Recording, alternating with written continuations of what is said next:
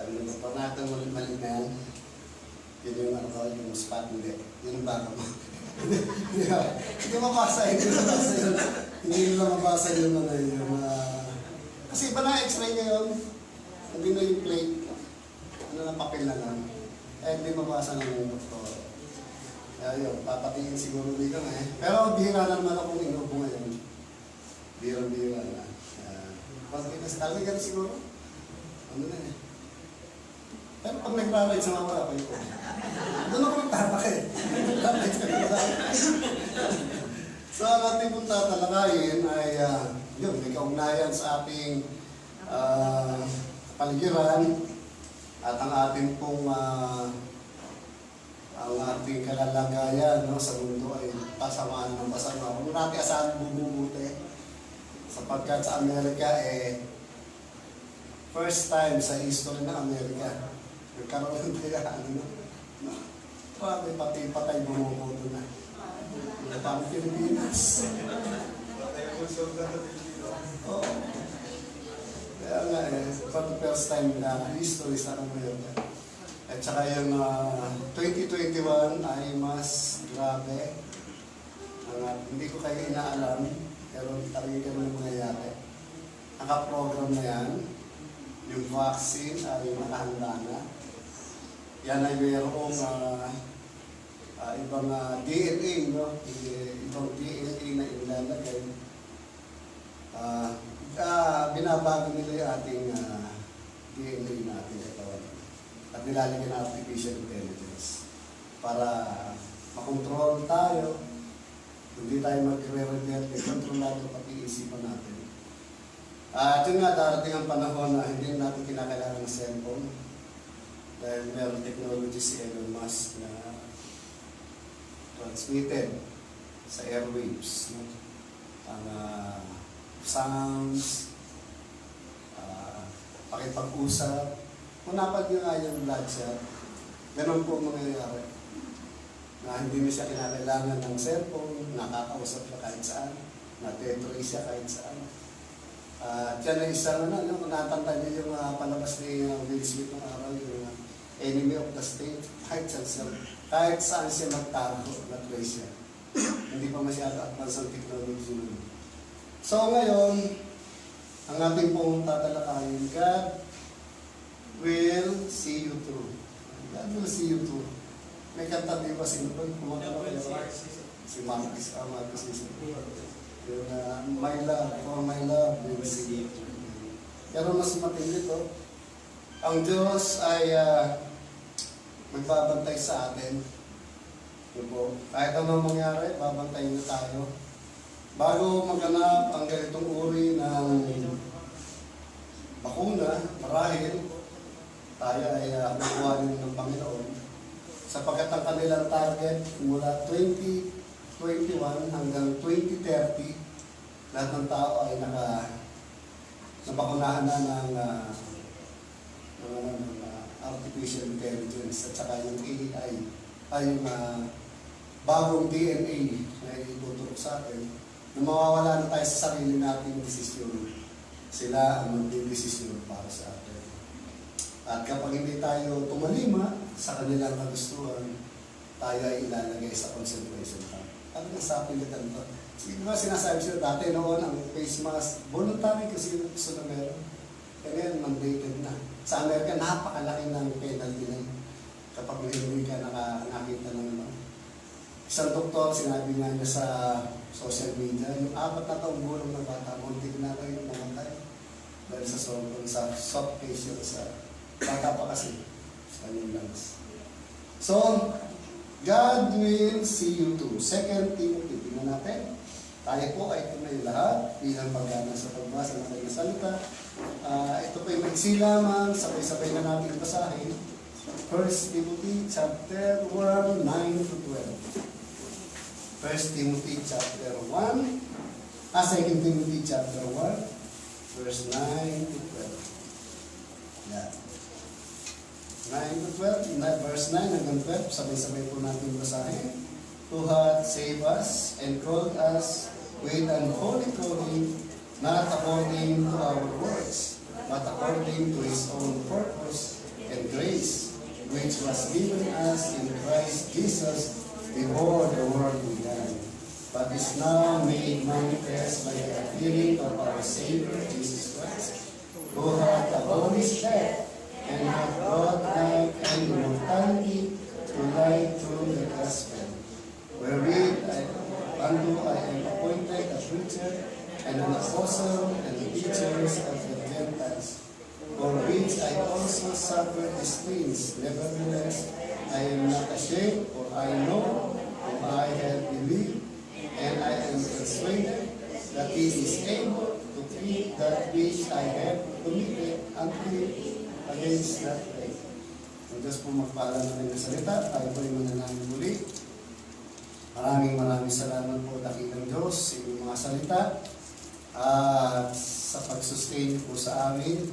Hanggang sa panahon na ito ay meron kaming kalayaan, Panginoon, na magtipon-tipon, magkaralan ng inyong salita, sapagkat darating ang panahon na lahat ng mga bagay na ito ay ipatitigil ng Antikristo na hindi na namin Panginoon maabutan, sapagkat kami na inyong mga anak ay inyong kukunin sa mga huling araw.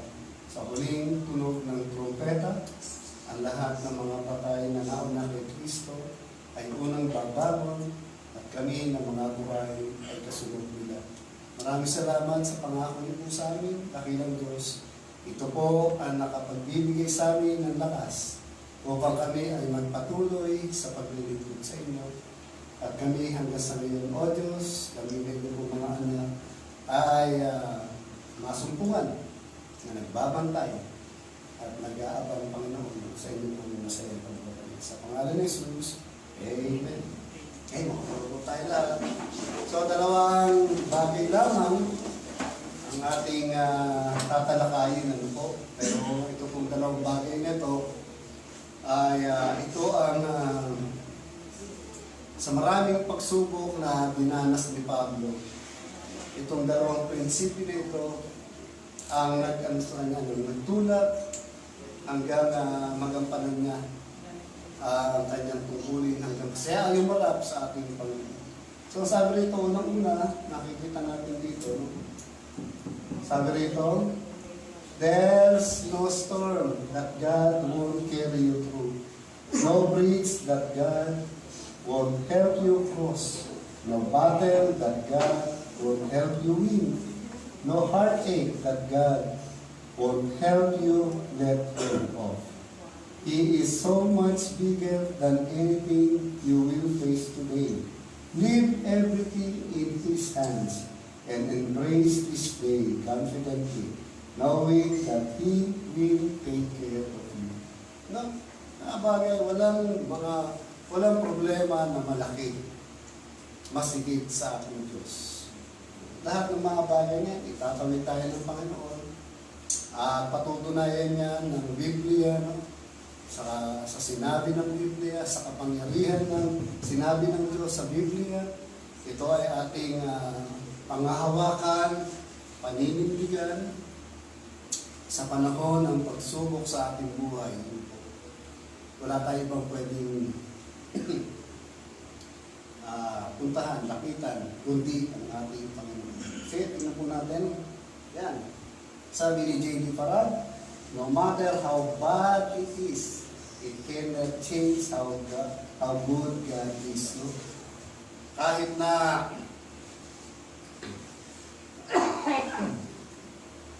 na masama po ang nagaganap sa ating paligid, ang sabi ng Panginoon, hindi kayang baguhin ang katotohanan, ang Diyos ay mabuti.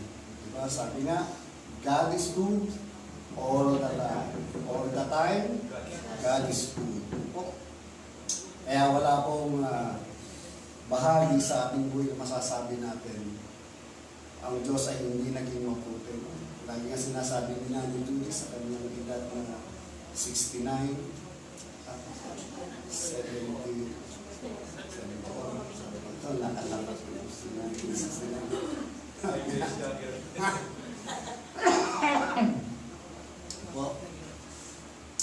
Yan. May bago pa naman ako. Yan. Tinitingnan ko lagi yung daliri ko kung nangingitim na. Yan. Sabi ko, pag nangingitim na yan, wala na akong oxygen.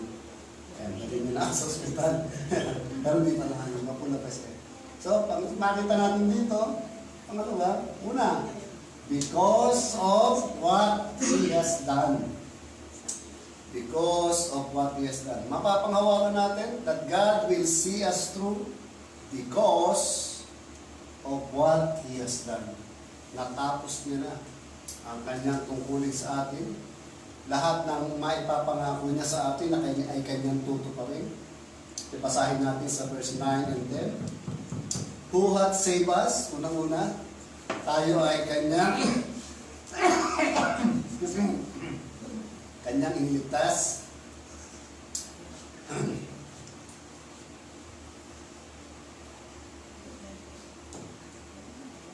Dapat pala may reserva ako. Dapat meron akong assistant. Sino ba pwede dyan?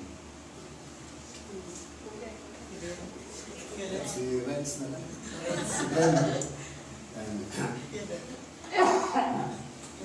No. Alam mo sa kasalan, minsan dalawa pastor. May nangyari kasi, kinasal yung pastor na isa namatay, pinataka sa puso. Sa kasal yun, sa kasal. Buti nilang may reserva. Kaya kung minsan dapat dalawa talaga. Sisiguro din ko sa kasal nila mo. Okay. Salang. So, yun. Tignan natin. Who hath saved us? Unang-una, ibinigay sa atin ang kaligtasan, no? Na wala na pwedeng mawin sa atin. Yun na lamang kaligtasan na meron tayo ay sapat na para tayo po ay masustain sa anumang kahirapan dito sa lupa. Yung kaligtasan na kung saan kahit sa bingit ng kamatayan ay hindi po natin ito hindi pwedeng mawala sa ating Yan. And sabi nito, and called us with an holy calling, not according to our works, but according to His own purpose. Kung tayo po ay tinawag ng Diyos sa kanyang kaharian, nagkaroon tayo ng kaligtasan, hindi dahil sa ating gawa. Ang sabi ng Panginoon, according to His own purpose and grace. Kaya nga tayo iniligtas ng Panginoon kasi may plano ang Diyos para sa atin. At ang plano na yan, dapat nating tuparin. Kung meron tayong talent sa awitin, kaya sa choir natin, ay talagang gamitin natin. Meron tayong talent sa mga bata, gamitin natin. Pagtuturo sa mga matatanda, kaya nga na yung ay ginagamitin natin, malapit na dumating yung Panginoon. Yung mga panalangin ko, sana masumpungan ako ng Diyos dito. Nasa likod ako ng pulpit pagdating ng Panginoon. So sabi rito, at sa biyaya ng Diyos, no? Hindi dahil sa ating mabuting gawa, kung bakit tayo nakakilala, dahil sa kanyang biyaya. Tanda natin, ang biyaya, ang ibig sabihin ay unmerited favor of God. Ang mercy ay withholding the wrath of God from us. At ang blessing, ano sabi sa blessing? Ay yung overflowing ng both grace and mercy. Yan ang blessing natin sa Panginoon. At sabi nga rito, which was given us in Christ Jesus before the world began. Hindi pa nilalalang ang sanlibutan, tayo po ay may nakaukit na ang ating pangalan. Sabi nga Nanay Julie, sa palad ng Diyos. Nakaukit na. Nakasulat na ang ating pangalan sa aklat ng buhay. Hindi pa nilalalang ang sanlibutan. Kaya ang tao po walang bahagi sa kaligtasan na tinanggap natin. Wala tayong bahagi. Sabi nga hindi pa nilalalang ang sanlibutan natin. Nandun na tayo. At tinawag tayo ng ating Panginoon. Talagang biro mag-isipin natin ang kaibahan ng langit sa impyerno. Yun na lang. Ang kaibahan ng masaganang buhay sa sobrang hirap. Yun na lang. Kung pag magiging practical tayo, tingnan natin yung mga taong grasa at ikumpara natin sa ating sarili. halos walang pinagkain pa. Hindi, sa pagkakain ko, laki nga ng pagkakain ko. Ginigising ko lang kayo. So, ang laki ng pagkakain ko. Kaya nga sabi nga, blessing nga talaga eh. So, because of what he has done, ano yung mga verses? Tingnan natin. Yan, sabi rito.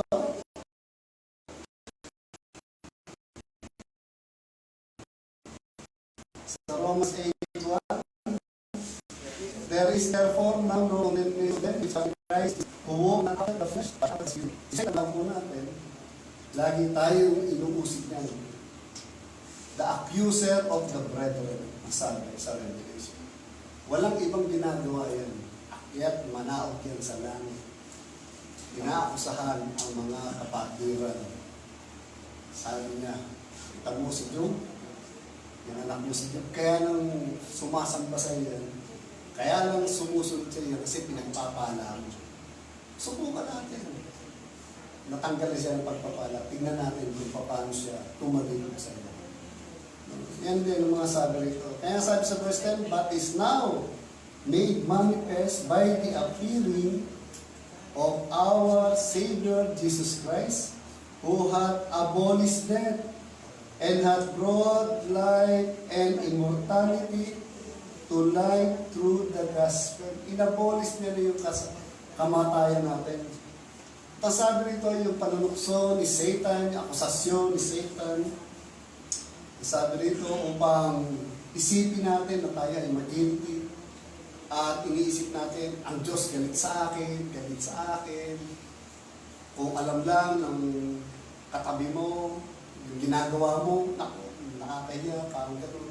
Nung yan lagi inakis sa atin ni Satan. Pero sabi ko, there is no condemnation. Wala nang condemnation. Bayad na lahat. Lahat ng ating kasalanan, binayaran nila.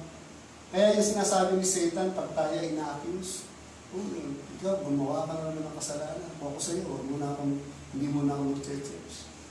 Ako sa'yo, hindi mo na akong baptisa ng Bible. Ako sa'yo, hindi na mo na akong mananalangin, nakakaya yung ginawa mo. Yun ang lagi nga sinasabi. At kumisa naman tayo ng mga tao, nauudyokan ni Satan dahil nga nagigilty tayo sa ating mga ginawa. Pero sabi ng Panginoon, na, hindi na inisip yung kasalanan. Sapagat ang kasalanan, tinapon ko na sa pinakamalayo. Ibinaw ko na sa pinakamalalim na dagat. Wala na yan, sabi ng Panginoon. Then, pangalawang verse. James 1:17, sabi ni Nanay Julie kanina. James 1:17. Every good and perfect gift is from above. No? Kapag ang blessing galing sa Diyos, paano natin malalaman? Lalo tayong napapalapit sa Diyos. No? Kapag blessing galing sa Diyos, lalo tayong napapalapit sa Diyos. Pero kapag ang blessing, no po, ay hindi galing sa Kanya, sabi nga ni Nanay Julie, sa ibang kami galing, at totoo naman yan, may verse tayo dyan, natin po yan. Kasi Satan, kaya tayong payamanin. Kaya. Kahit yung mga artista sa Amerika, nagsasabi, gusto mo yumaman, gusto mo maging tanyag, pipirma ka ng dugo, makipagkakasundo ka kay Satan. Totoo yan. Diba si John Ramirez, yung high priest ng satanis, no? Nakipagpirmahan sa Diablo. Pero yung pirma ko niya sa Diablo, yung pagkasundo ba niya sa Diablo, hindi kayang putulin ng Diyos. Mas makapangyarihan ng Diyos. Sa Kanya. Kahit tayo pa ang pinakamasamang gangster, tayo pa ang pinakamasamang tao, tayo pa ang pinakamasamang high priest pa siya ng Satanis. Pero sa Panginoon siya, sa Kanya siya talaga. Kaya sabi rito, every good and perfect gift is come from above, coming down from the Father of heavenly lights. Ang ilaw, isang diretso lang yan. Hindi lumiliko yan. Not unless, ano nakapagpaliko sa light? Salamin. Bukod sa salamin. Bukod pa. Heat, di ba? Heat bends light. Kaya nga may mirror. Kaya sabi ng Panginoon, hindi ako pwedeng kahit dumaan sa tubig, kahit dumaan sa salamin, tinatawag na paraflex, dire-diretso pa rin yan.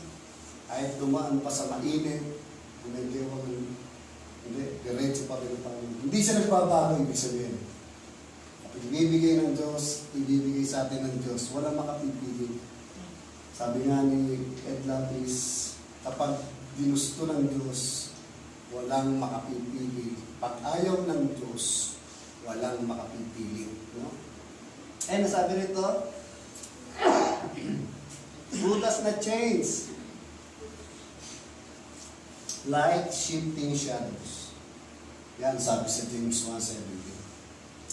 So, lahat ng mabubuting bagay, maaring trabaho, maaring, diba?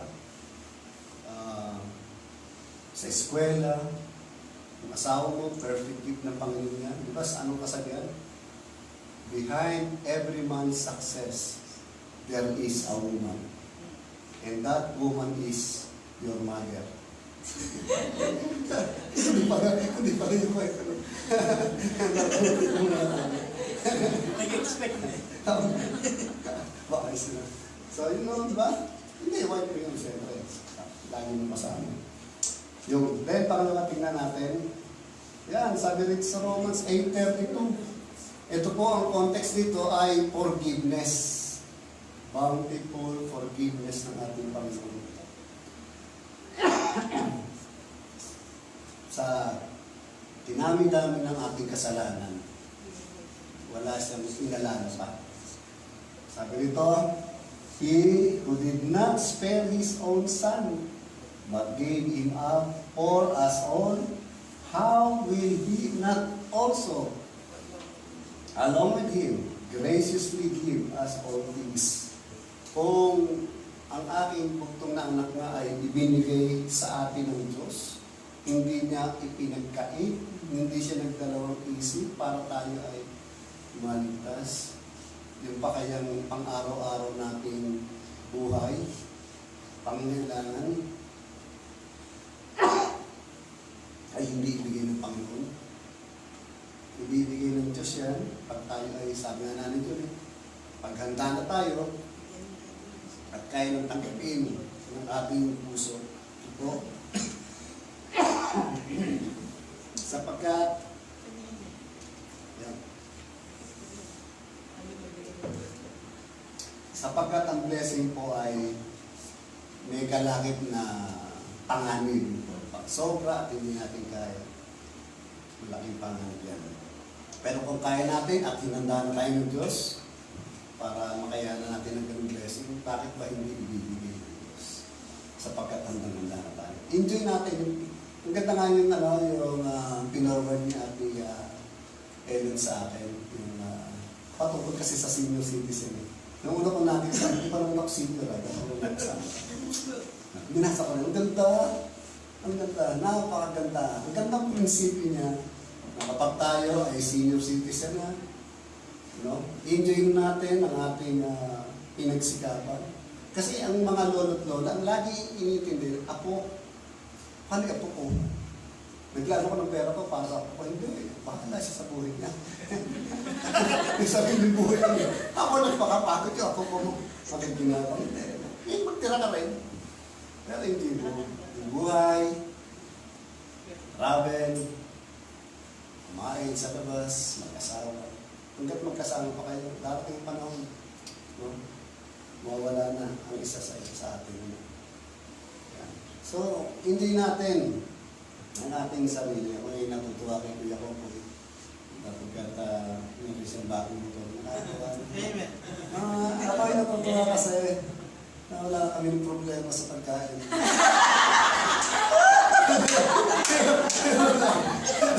Baka mamaya, ano mo, tutuhanin mo. Biro lang yun, biro lang. Kami, kanya lang na. Picture na ako doon. Kanya-kanya kami, kanya-kanya. Kaya bakit mo gawin yan?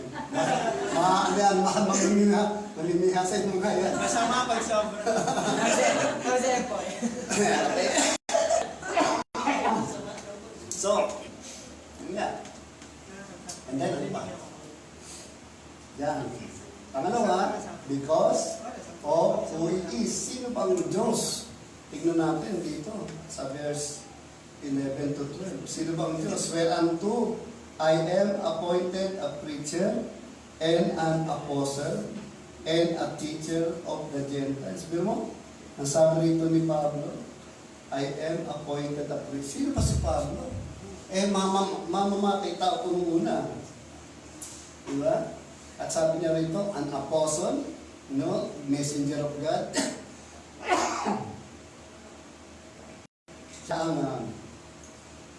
siya ang ipinalit kay Judas sapagkat personal niyang nakasalamuha, nakita ang Diyos at lahat ng revelation ng sinasabi ni Pablo ay galing sa Diyos. Bata pa lang si Pablo, ang sabi niya, nasa paanan na siya ni Gamaliel. Pero mo, bata pa lang. Si Gamaliel ang pinaka-high priest, pinaka-expert of the law. Pero mo, doon siya lumaki.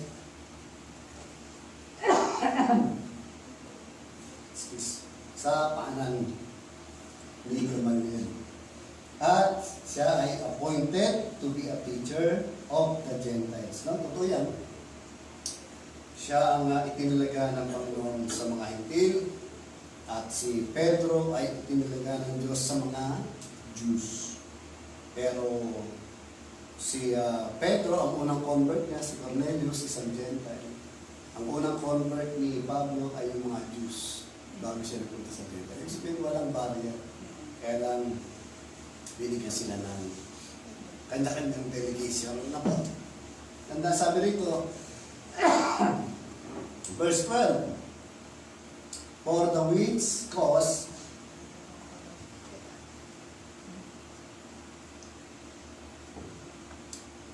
kami sa bahay. Ito, inumin mo. Ano ba yun? Pinainom sa akin mo ulit. Turmeric with lemon and honey. Salabat. Ano ba? Ang dami. Nagandi pa. Yung, ilakangin. Yan. Saka yung remedios. Para matipid, snowbird.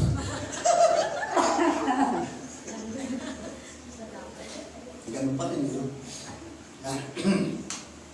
Yan. Kunti na lang. Yan. Sabi rito, nevertheless, I am not ashamed, for I know whom I have believed, and I am persuaded that He is able to keep that which I have committed unto Him against the day. Dito sa bandang una, I know whom I have believed. Hindi niya sinabi, I know what I believe. No? Hindi sinabi, I know what I believe. I know whom I have believed. Ang Panginoon. Sapagkat yung what we believe will not see us through trials. Kahit anong paniniwala natin, hindi tayo itatawid sa pagsubok. Yung alam natin, hindi. Hindi tayo itatawid. Matawag na ng pag-ulansa. Medic lang. Medic lang. No? Yung bagay natin alam, hindi tayo itatawid sa pagsubok. Hindi. Yung profesyon natin, hindi tayo itatawid. Ang Diyos lamang ang pwedeng magtawid sa atin sa ganitong uri ng trials. Si Daniel, tinawid ba siya ng kanyang kaalaman? Hindi. Nung inilagay siya sa unit ng mga leon, sino ang nagligtas sa kanya? Panginoon pa rin. Wala nagawa yung talino niya. Wala nagawa yung pera niya. Ang Diyos pa rin ang ating aasahan. Sabi nga na ni Julie, sa bandang uli, wala.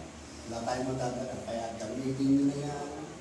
Ipaglingkod niyo na sa Panginoon yan. No? Dalawa lang ang pwede nating invest. Word of God and the soul of man. Yun. Then, tapusin natin. 1 Corinthians 10:13. Basahin natin. No temptation has overtaken you, except such as is common to man. But God is faithful. Able, but with the temptation will also make the way of escape, that you may be able to bear it. Yan ito. Hindi, o dito na kami. Yung Diyos. Okay, titira muna ako sa dali.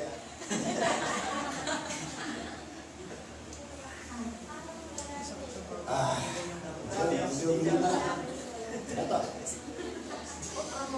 Ito po ang yung aking ginagawa. Promotion, Promotion. Yan po ay luya. Tinitikulo yan. So, sabi rito, walang trials na pwedeng mag-overtake sa atin except such one is common. Lahat ng trials po ay hindi na iba sa atin. No? Parang coat of many colors ni Joseph.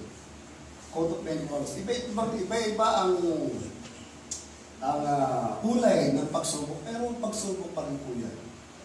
Ang pagsubok, lumalaki kasi ang tingin natin sa Diyos maliit. Pag malaki ang tingin natin sa Diyos, ang pagsubok maliit lang yun. Wala talaga. No? Kaya natin harapin yan. Kaya natin kasama natin ang Diyos. But God is faithful who will not allow you to be tempted or tried beyond what you are able. Ang pagsubok ay tailor-made. Sukat sa ating katawan. Sinukat talaga ng tailor. Kasi wala na ngayon. Ngayon, ang uso ngayon. Yan, pumunta sa Lazada, nakakita na, wala na. Sukat na eh. Susot mo na lang. Arting double. Pero nung araw, kung papatahin ka pa, ano nga ba sikat sa Cubao? Si Arthur's. Arthur's. Yung minsan pagpatahin na ako, hindi na ako bulit mahal. Arthur, susukatan. Talagang sukat na sukat naman. Sukat na sukat talaga. Ganun ang pagsubok. Kung sa atin lang. Hindi pwedeng ibigay sa iba. Hindi pwedeng sabihin natin, bakit nagkamali kaya sa... Hindi ako nagkakamali sa pagsubok na meron ka ngayon. Hindi. Para yan sa kabutihan mo. Sinasanay kita para lumakas ka. Kasi gusto natin, sunshine every day. Sunshine, walang rain, blue sky, hindi umuulan. Anong tawag doon? Disyerto. Alam mo na, walang clouds. Disyerto, tuyong-tuyong. Kinakala minsan may ulan. Minsan may ulan para tayo po ay magbunga. Hindi tayo magbubunga pag walang pagsubok. Parang exercise. Pag walang exercise, walang muscle. Naghahangat ka ng muscle, mag-exercise ka. Kala niyo ba, ganito katao ko, isang araw ko lang ginawa ito. Hindi. Matagal ng panahon ng hirap. No? Sari-sari training, grabe. Ang dinanas ko rin. Then sabi nito, ganun din naman, nawala din house. Nawala din. Yan, kasi wala na exercise eh. And then sabi nito, beyond, then sabi nito, yan. Namatay ko yan tao eh. Ako mo punakot, hindi na ako nakakahinga. Windows. Yan. Temptation will also make the way of escape, no? That you may be able to bear it. Tayo ba tinanggal ng Diyos sa pagsubok? Hindi naman tayo tinanggal eh. Nandun tayo sa pagsubok. Kaya lang, ang Diyos ay gumawa ng daan. Yan. Di ba naalala niyo yung mag-ama? Dumaan sila sa matinding bagyo, no? Nagda-drive sila, ang lakas ng ulan. Sabi ng babae, yung kanyang anak, tay, ano ba ako, mag-pull over ba ako, gigilid ba ako? Hindi, anak, diretso mo lang. Eh, palakas na ng palakas, halos wala na silang makita. Ang lakas ng ulan, yung windshield, hindi na kaya ng wiper. Tayo, no? Kasi ang dami nagpupunta sa gilid, hindi, diretso mo lang na. Hanggang sa maya-maya, wala na silang ilan na. Maliwanag na. Tapos huminto, si anak, saka huminto. Anong natutunan mo? No? Natutunan natin, Pag nasa gitna tayo ng bagyo, huwag tayong titigil. Mas tatagal ang pagsubok, ang bagyo, pag tumigil tayo sa gitna. Diretso lang. Diretso lang tayo. Huwag tayong mag-ano agad. Huwag tayong susuko agad. Pag sumuko tayo, wala. Tigil lahat. Then, tignan natin. Ano sabi dito ni, ano? Ngayon, ayaw yung pindutin. Kanina, pindutin ng pindut. Ngayon, ayaw yung pindutin. Ano sabi ni Pedro? That the trial of your faith, being much more precious than of gold, that perisheth, though it be tried with fire, might be found unto praise and honor and glory at the appearing of Jesus Christ. No? Yung pagsubok daw natin ay mas mas mahalaga pa kaysa sa ginto, sapagkat may bunga sa ating buhay. Sa pagpamagitan ng pagsubok, marami tayong natututunan. Tayo ay lumalago, unti-unti. At habang tayo po ay nasa gitna ng pagsubok, ang advice ng mga matatandang pastor, lahat ng matututunan nating aral sa pagsubok na yan ay ating samantalahin. Para naman maibahagi natin sa iba. Then, ano pa sabi ni Pedro? 1 Peter 4:12, Beloved, think it not strange concerning the fiery trial, which is also try you, as though some strange thing happened unto you. Huwag daw na tayo mabigla. Hindi na.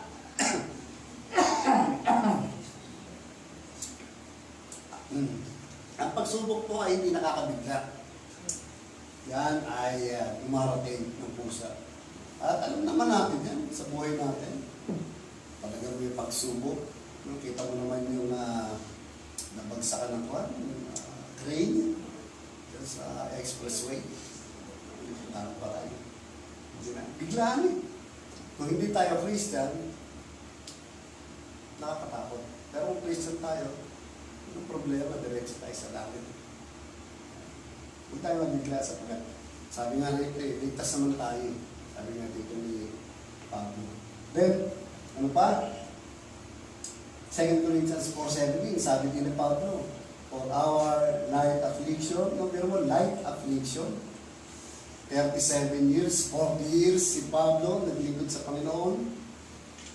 2 beses na shipwreck, 3 beses muntik mapatay, ilang beses pinagbabato, ilang beses siya nakulong.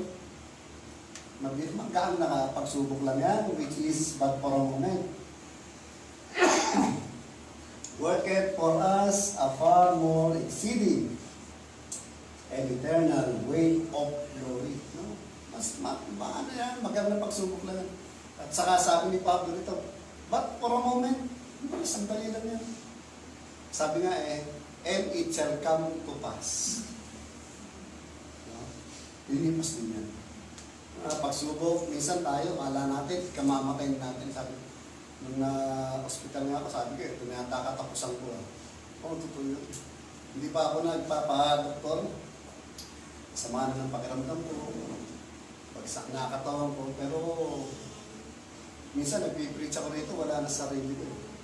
Siguro, tumataas yung creatinine ko. Minsan, nahihilo na ako. Pero hindi.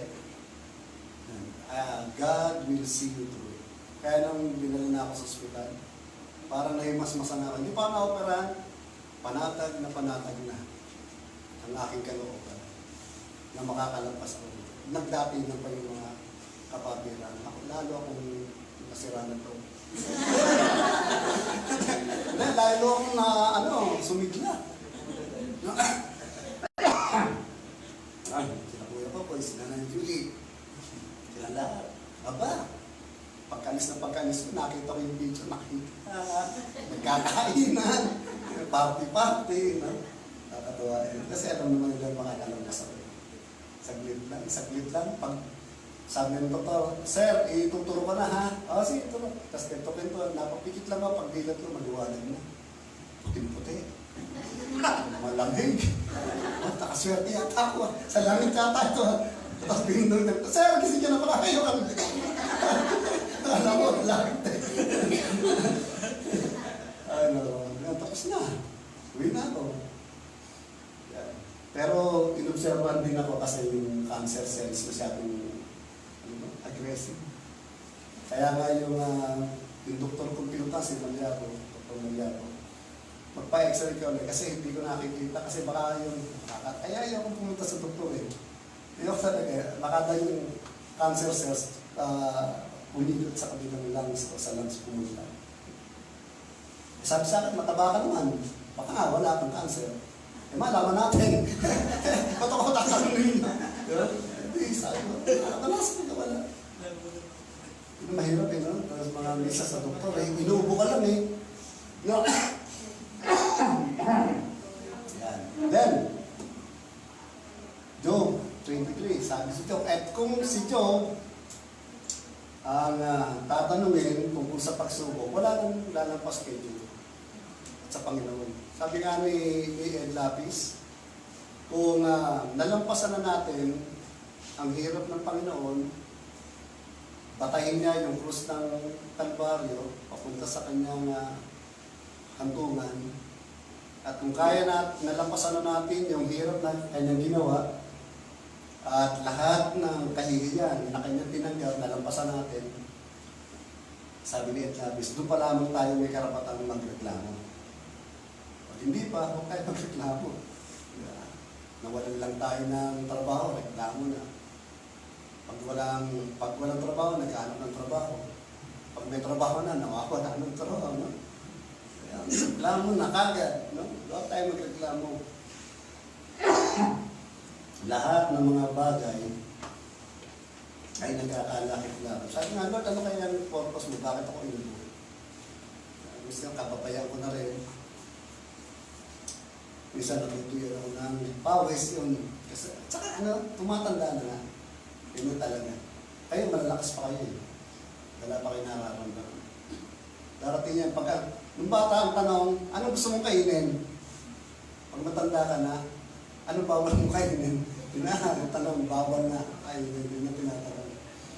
Kaya, enjoy nyo yung mga bata, enjoy nyo lahat. Huwag na masyadong seryoso na buhay. Seryoso in the sense na buhay niya. Pero, enjoy nyo kasi bata pa kayo. Kami rin, mga matatanda, iniibig namin hanggang kaya namin enjoy. Si Nanay Julie, nag-enjoy sa pagtuturo. Yung kanyang langit. Ako, langit ko simple lang. Uminom ng kape, okay na sa akin yun. Kanila ko yung ako. Yun lang. Sabi nito, but he knoweth the way that I take. Alam ng Diyos yung ating buhay dito sa lupa. Alam niya. Yung, sabi nga si Jeremiah, nasa tiyan ka pa lang ng nanay mo, nakikita na kita eh. Inuhubog na nga kita eh. Kaya nga naging ganyan ang itsura mo, ako humubog sa iyo. Yeah. Hanggang lumabas ka, nandyan ako. Naglakad ka, nandyan ako. Nag-aaral ka, nandyan ako. Nag-asawa ka, nandyan ako. Hanggang sa huling hantungan, nandyan ang Panginoon. Hindi naman tayo iniwan. And when He had tried me, sabi nito, I shall come forth as gold. Kaya kinakailangan talaga may trials. Hindi pwedeng mawala ang pagsubok sa buhay. Pero haharapin natin ang trials, kasama natin ang Panginoon, para meron tayo yung natututunan. Pagka trials, hindi natin kasama ang Panginoon at hindi tayo mananampalataya, magre-rebelde tayo sa Diyos. Parang asawa ni Job, asawa ni Job, isumpa mo ang Diyos at mamatay ka na. Yun ang advice ng asawa ni Job. Isumpa mo Diyos at mamatay ka na. Pero hindi man lang natinag si Job. Sabi, lalabas ako kagaya na dito. Then, James 1:2-4, count it all joy. Naku, ito mahirap eh. Be honest. Ako hindi ko masabi itong count it all joy. No? Yay! May pagsubok na naman ako. Praise the Lord. Hirap, di ba? Salamat, natanggal ako sa trabaho. Yuhuu! 3 buwan na, wala pa akong sweldo. Ayan, 2 buwan na akong hinihiga. Woo! Hirap natin. Ayan, ang hirap eh. Ayan, dapat sabi nito. Count it all joy, my brothers. Yung brothers mo, engineer, kasama niya yung babae. When you meet trials of various kinds, for you know that the testing of your faith produces steadfastness, and let steadfastness have its full effect, that you may be perfect and complete, lacking in nothing. Yung steadfastness, yung perseverance. Perseverance, yung parang kang pinatungan ng batong mabigat sa likod at pipilitin mong tumayo hanggat sa makakaya mo, no? Yun po, perseverance. Kinakailangan natin habang tumatanda tayo, nagiging ikaw tayo ng, ano tawag ito? Pagpapasensya. Yan, pasensya na, pasensya. Yung pasensya na lang. Honesty, no? Sa mag-asawa, kailangan din ng honesty. Kailangan, sabi nga when a man is wrong and he said sorry, he is an honest man. And if a man is wrong and he is not sure that he is wrong or right, and he says sorry, he is a wise man. Yung lalaki na magsosorry ba ako? Hindi ko alam kung ako may exam, pero nagsorry pa rin sa kanya asawa, ay wise man. Pero yung lalaki, sabi rito, if a man says sorry, even it is not his fault, he is called a husband. Yung husband, kahit walang, kahit hindi niya kasalanan niya. Yun ang husband. Yung matangkapot ng magkasawa kung gano'n. Yung matakot. Pipili kayo ng kagaya ng... Lagi sa nasabi sa akin, Tony, pag yung pastor, pag pipili ka ng asawa mo, piliin mo yung kagaya ng nanay mo. Yung lagi sinasabi, piliin mo yung kagaya ng nanay mo. Pag babae, piliin mo yung kagaya ng tatay mo. Kaya ito si Hannah at si Nena, hindi magkaasawa.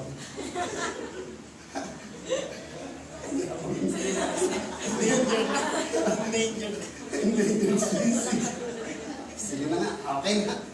Ano pa ako eh, kahit last. Thessalonians 5:16-18. Rejoice evermore, pray without ceasing, in everything give thanks, for this is the will of God in Christ Jesus. Alam niyo yung kanta to? Kanta na. Kanta to eh. Kanta namin to ng mga young people pa kami. Kaya subok ko lang. Wala ka na. Teka, sandali.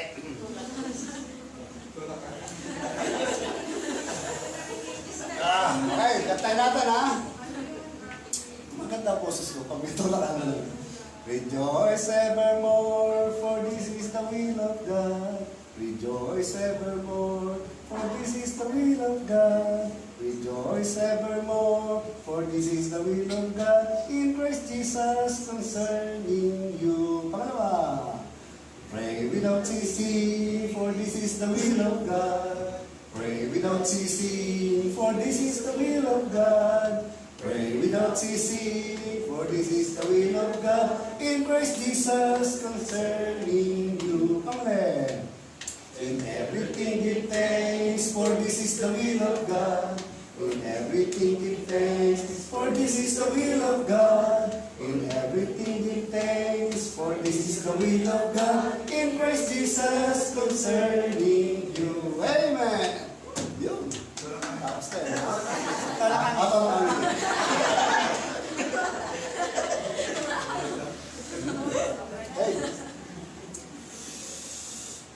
Hey, ano ba? Huli. Last na to, last. Isaiah 43 verse 2. Ito paborito namin ito eh. When you go through deep waters, I will be with you. When you go through rivers of difficulty, you will not drown. No? Naalala ko yung last time. When you walk through the fire of oppression, you will not be burned up. The flames will not consume you. Kahit daw tayo ay nasa dagat, at tayo ay mahulunod na, sabi ng Panginoon, huwag kang matakot, kasama mo. Kahit nasa ilog at nagkaroon ng flash flood, huwag kang mag-alala, kasama mo ako. Kahit pa idarang ka sa apoy, kagaya ni Shadrach, Meshach at Abednego, no? Enjoy na enjoy sila sa apoy. Sabi ng Panginoon, sabi nga sa Bible, nasusunog na buhok. Kasi siyempre, ito unang masusunog yung buhok. Hindi nga sila nangamoy, nasunog na buhok. Kahit si Satan, tandaan po natin, kontrolado ng Diyos, kung hanggang lang siya makakapaminsala sa atin. At si Satan, tandaan natin, ay hindi makakikilos hanggat hindi siya pinahintulutan ng Diyos. Tandaan po natin yan. Ganyan makapangyarihan ang ating Panginoon. Tayo po ay manalangin. Dakilang Diyos, maraming salamat po sa inyong mga salita. Tunay, dakilang Diyos, kami ay naninindigan sa dalawang bagay na kami ay hindi pong itatawid sa anumang pagsubok na amin pong makakasalubong, Panginoon. Ang mga bagay na ginawa niyo na sa amin, dakilang Diyos, at ang pag-ibig ninyo, dakilang Diyos sa amin, at kung sino ka sa aming buhay. Kayo po ang Diyos na makapangyarihan sa lahat, ang lumalang ng langit at ng lupa, ang lumalang sa lahat ng mga bagay, ang Diyos na makapangyarihan sa lahat. At walang bagay na pwede kang maging tahanan dito sa lupa sapagkat lahat ng kalawakan o Diyos ay inyo pong kinasasakupan. Ang aming mundo ay hindi lamang apakan ng inyong paanan. Maraming salamat sapagkat meron kaming Diyos na buhay na nangangalaga sa bawat isa po sa amin. Maraming salamat sa pagsustain niyo po sa amin, dakilang Diyos. At umaasa po kami, ang inyong mga salita ay amin pong magiging bahagi ng aming mga buhay dito sa lupa. At sa aming sasalubungin sa mga bagong taon, sa ilang mga taon, alam namin ito'y magiging pasamaan ng pasama, pero alam po namin, O Diyos, kahit kami ay tumawid sa dagat, tumawid sa ilog, o kami ay igarang sa apoy, hindi kami mapipinsala. Sapagkat nandiyan ka, hindi niyo po kami iniiwan o pinababayaan mo. Sa pangalan ni Jesus, po ang isang dalangin sa inyo na may pasalamat. Amen. God is good. God is good. All the